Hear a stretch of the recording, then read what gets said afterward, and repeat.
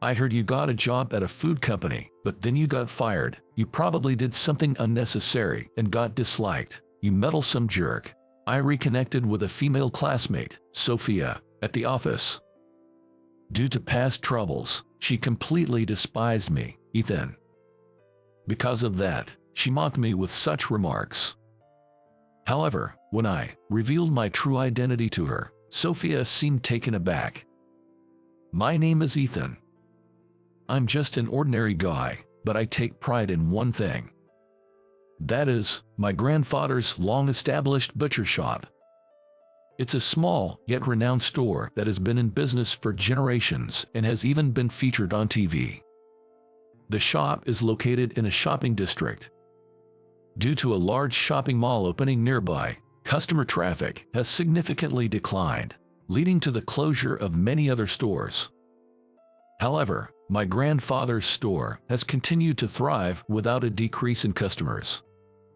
This is partly because it's a famous store that sells quality meat. But it's also largely due to my grandfather's treatment of customers. He always said, even if it's a famous store, we must not treat our customers carelessly. It's important to serve them with sincerity and dedication. Thanks to his personality, the store was beloved by the community. My grandfather taught me, Ethan, be kind to others. What you do to others will eventually come back to you. I was proud of my kind grandfather and always tried to be kind to others, as he advised. When I helped out at his shop, I always treated customers politely. I had many friends at school too. Even after advancing to high school, I maintained good relationships. I was elected class president, and I got along well with my classmates. Then one day, the sports festival was held. Even in events I wasn't participating in, I fervently cheered for my classmates. My class had many athletically skilled students, so we were in a position to aim for victory. Then came the final event, the relay race. If both the boys and girls won first place, we could win the overall championship. The relay was split into boys and girls, and the girls' relay was first. Our class had a good start and maintained the lead until the baton reached Sophia, our anchor. Sophia was the fastest runner among the girls in our class. Everyone thought our victory was certain. However, as she entered the final stretch, Sophia stumbled and fell face first. It was a dramatic fall, and boys from other classes began laughing loudly. Sophia, possibly due to the pain of the fall, couldn't get up immediately. Though other classes overtook her, that didn't matter to me. I rushed onto the field to Sophia's side. "Are you okay?" I asked. When I called out to her, Sophia finally managed to get up. Her face was covered in dirt and blood. I offered my hand, worried, asking, "Can you stand?" But that was a mistake. The laughing boys started teasing, "Are you guys a couple or what?" Sophia's face turned bright red, and she looked like she was about to cry. "Stop it, it's embarrassing," she said sharply, then quickly stood up and went to the nurse's office. After that incident, Sophia became cold towards me. Whenever I approached, she would look away, and if I spoke to her, she would only respond with yes or "I guess so." It was clear she wanted to minimize conversation.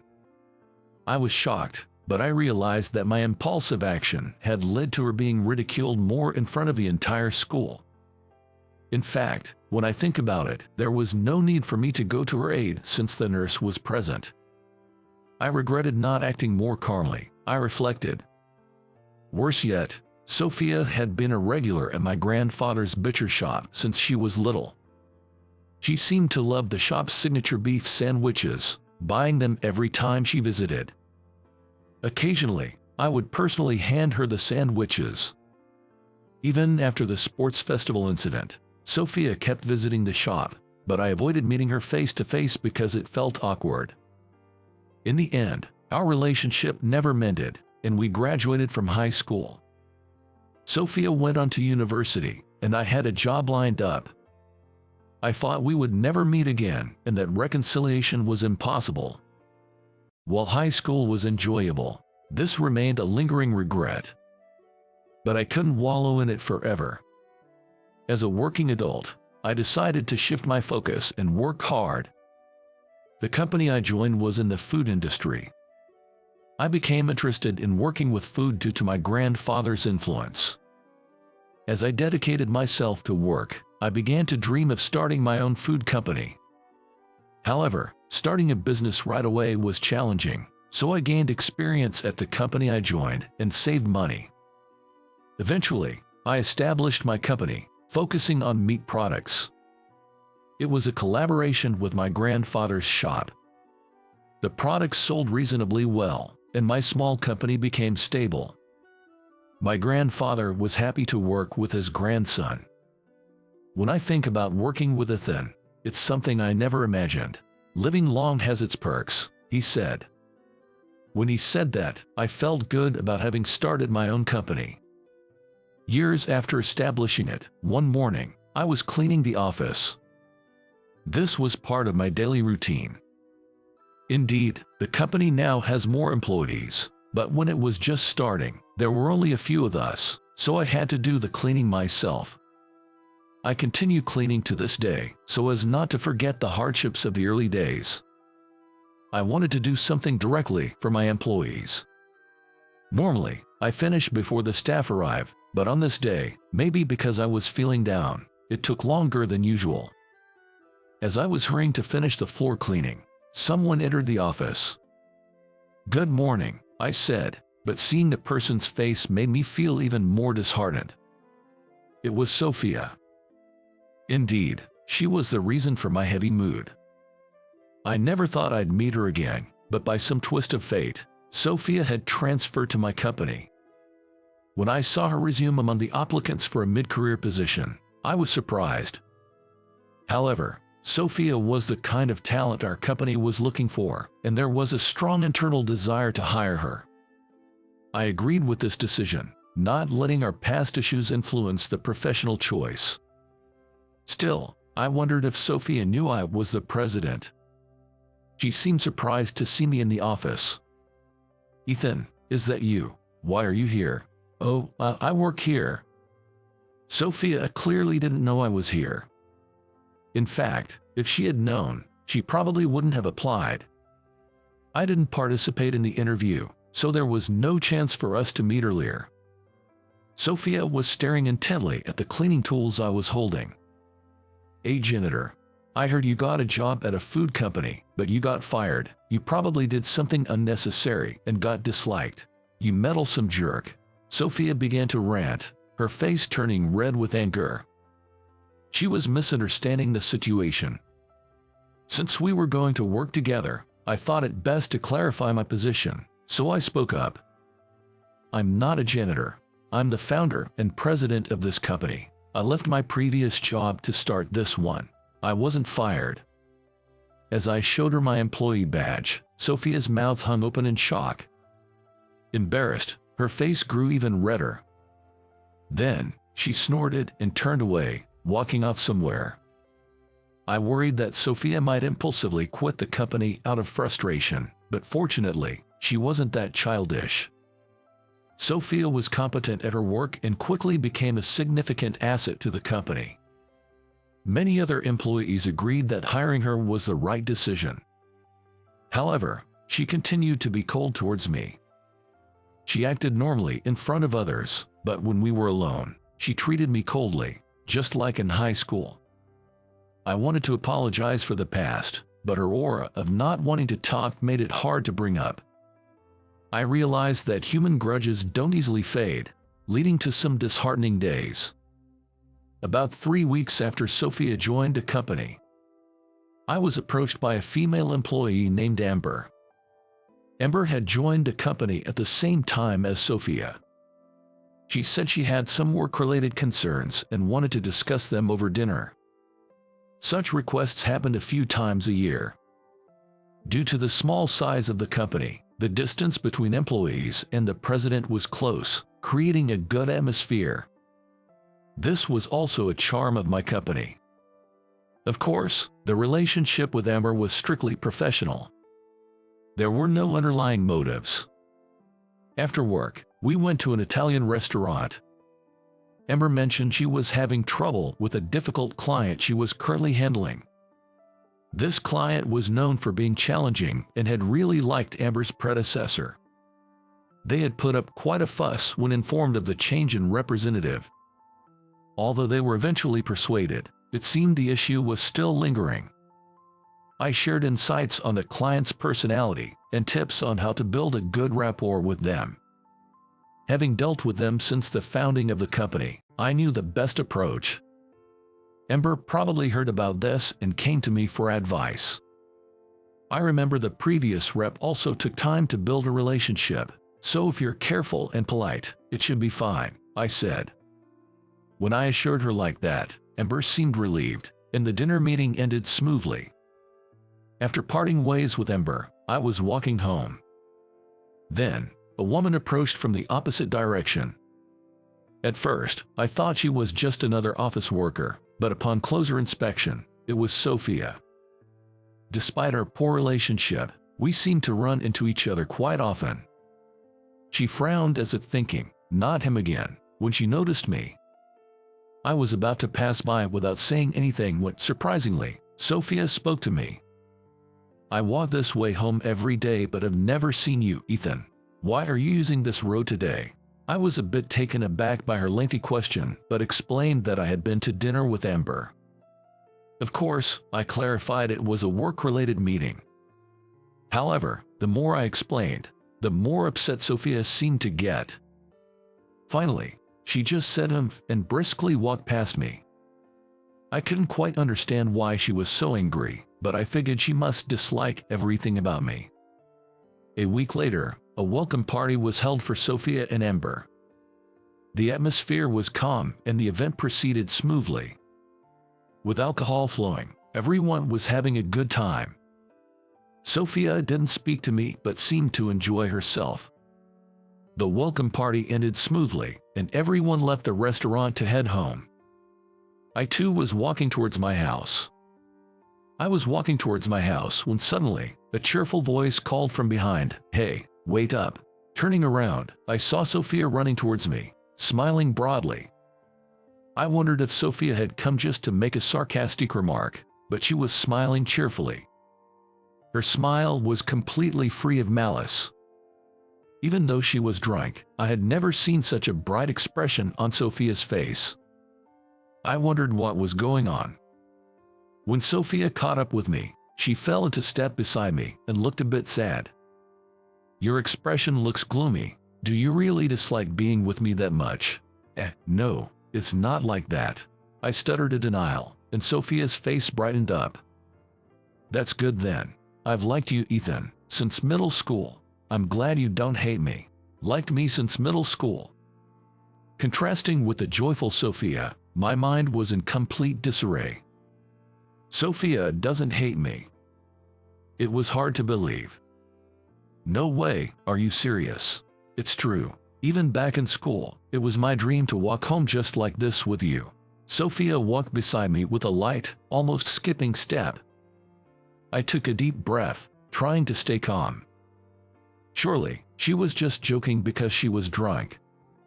Considering our past, that seemed like the most natural conclusion. Sophia accompanied me all the way to the fork in our paths. During that time, we talked about various things.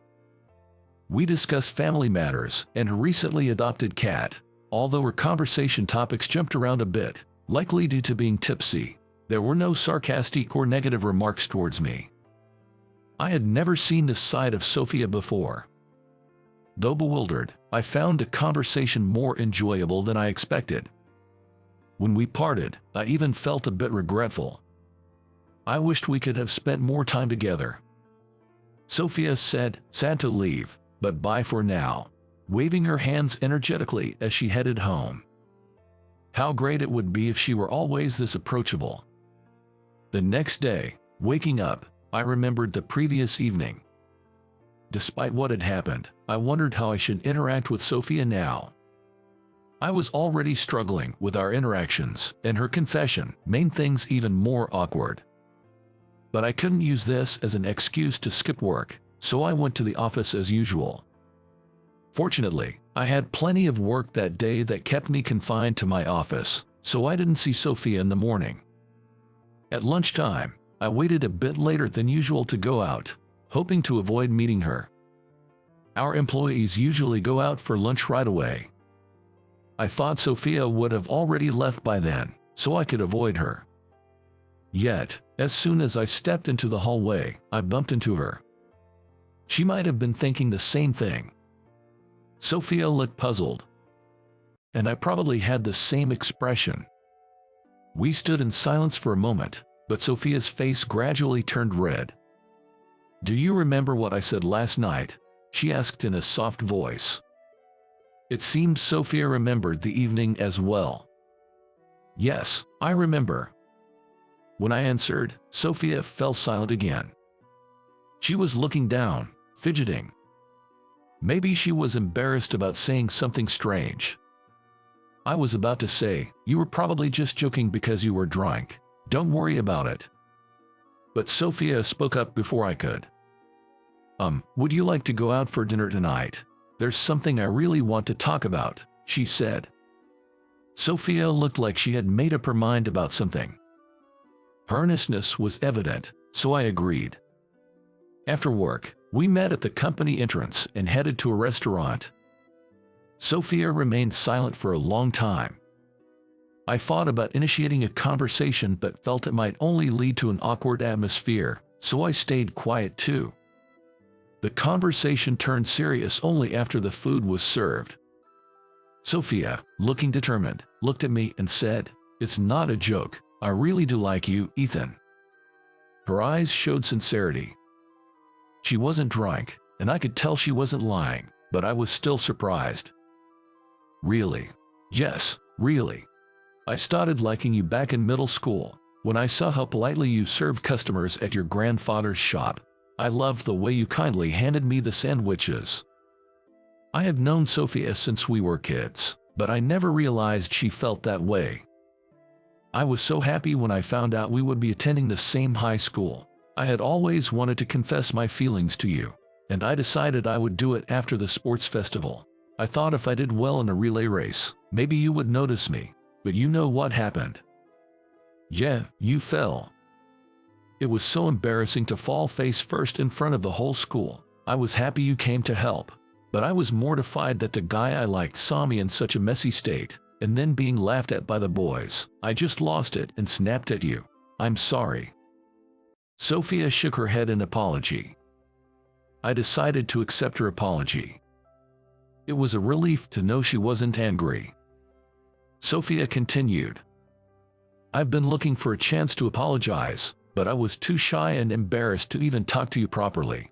Eventually, it seemed like you started avoiding me, and I thought you completely hated me. I couldn't muster the courage to apologize, thinking you wouldn't forgive me. When we met again suddenly, I didn't know how to act and ended up being standoffish. And then I missed another chance to apologize. I had no idea Sophia had been feeling this way. I had always thought she held a grudge against me. So, the Sophia I saw when you were drunk was closer to your true self. Yes, when I'm drunk, I somehow manage to speak my mind. I've always wanted to talk to you like that, but after sobering up, I felt embarrassed about what I did." Sophia looked down again. Now that I knew the whole story, she seemed endearing. She was competent at work but quite clumsy when it came to love. "I know it might be too late, but I'd be really happy if you'd go out with me," Sophia said, her face flushed. I took a moment to think and then replied, "Yes, let's give it a try." Sophia's eyes widened. "Even after I was so horrible to you, you're okay with this? I was avoiding you too, without talking things out. It's only fair. Besides, I enjoyed walking home with you yesterday, and from watching you at work, I can tell you're a good person." I meant every word. When I walked home with Sophia, I had thought how nice it would be if this could continue. "Thank you. From now on, I'll be honest with you, Ethan." Sophia and I raised our wine glasses in a toast. It was a long, roundabout journey, but we finally reconciled and came together. Moreover, Sophia, having studied nutrition in graduate school, developed a new product boasting excellent nutritional balance. This product turned out to be a big hit, leading to a significant leap forward for the company. Eventually, Sophia and I decided to get married. When I introduced her to my grandfather, he was very surprised. He remembered her as a girl who used to buy beef sandwiches. Who would have thought the girl buying beef sandwiches would marry my grandson? Life is full of surprises. I felt the same way. It's amazing how a childhood connection led to this. At our wedding, all our employees and high school friends attended. They all had an inkling of the tension between Sophia and me, so they were quite puzzled when we announced our marriage. But after explaining the situation, they understood and congratulated us. Sophia and I were showered with well wishes at our wedding, which was filled with happiness from start to finish. A year after our marriage, we had a baby girl. She has my eyes but Sophia's nose and mouth. Since the arrival of our child, our home has become much livelier. I look forward to coming home every day, and I'm happy to have built such a joyful family. I hope to continue cherishing the spirit of caring for others, protecting both my family and employees.